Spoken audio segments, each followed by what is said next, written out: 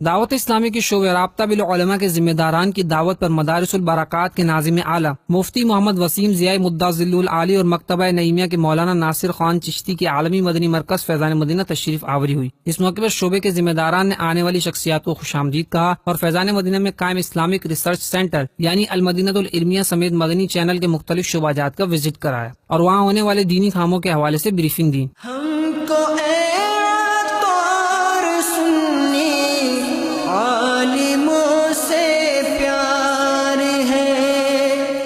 مفتی محمد وسیم ضیاء مکتبہ نعیمیہ کے مولانا ناصر خان چشتی نے عالمی مدنی مرکز فیضان مدینہ میں قائم مختلف شعبہ جات کے دورے کے بعد اپنے تاثرات میں دعوت اسلامی کی دینی خدمات کو سراہا۔ بہت سارے شعبہ جات کو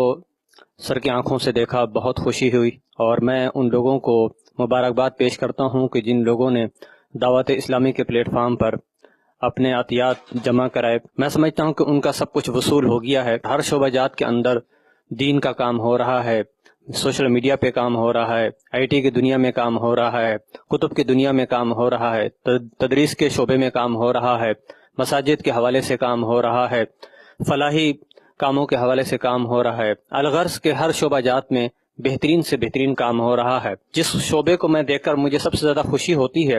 وہ جس پر ہزاروں کی تعداد میں ماشاءاللہ تحریری کام ہو رہا ہے، سینکڑوں کتابیں منظر عام پر آ چکی ہیں اور درس نظامی کی جو کتابیں ہیں آج الحمدللہ اس شعبے کے اندر بھی ہم خود کفیل ہو رہے ہیں۔ مستقبل قریب میں درس نظامی کے کتب ہیں، انشاءاللہ العزیز وہ تمام کے تمام ہمیں فراہم ہو جائیں گی۔